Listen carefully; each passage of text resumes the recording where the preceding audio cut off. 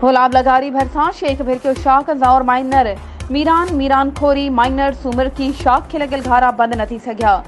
नसीर टवीज़न रोड़ी canal Sukkur barrage जे irrigation अमले ऐं ज़िले इंतज़ामिया जी नाअहली ऐं बद इंतज़ामी सबब गुलाब लगारी ऐं भर पासे जा वधीक ॻोठ पाणी हेठि अचण जो ख़तरो वधण लॻो आहे।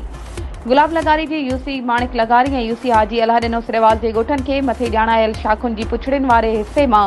गुज़िरियल 22 ॾींहनि खां शाखुनि मां लॻल घारनि ज़रिए छंडणनि जो पाणी हज़ारे एकड़नि ते बीठल मुख़्तलिफ़ फसलनि ऐं कुझु ॻोठनि खे ॿोड़े हाणे इंसानी आबादी वारनि ॻोठनि तरफ़ वधी रहियो आहे। जेकॾहिं रोड़ी कैनाल ज़रिए ॼाणायल छंडणनि जो पाणी बंदि न थियो ऐं मथां वरी बरसातूं पवण जी सूरत में सिंध जे तारीख़ी माग उघम कोट समेत केतिराई शहर ऐं ॻोठ ॿोड़े मातली ऐं टंडो ग़ुलाम अली तरफ़ रुख करे सघे थो। जॾहिं त हिकु अंदाज़े मूजिबि ज़मींदारनि तोड़े हारनि तरफ़ां पंहिंजे ॻोठनि खे बचाइण लाइ सिर्फ़ हिन इलाइक़े खे 50 लख रुपयनि जी मदद ख़र्च ज़रिए मशीननि ट्रैक्टरनि ऐं माण्हुनि जे हिफ़ाज़ती बंदनि जे वधण जो कमु कयो वियो आहे। जॾहिं त इरीगेशन तोड़े ज़िले इंतज़ामिया तरफ़ां किथे बि पाणी जी नेकाल तोड़े शाखुनि जे बंदनि वास्ते 1 रुपयो बि ख़र्च न कयो वियो आहे।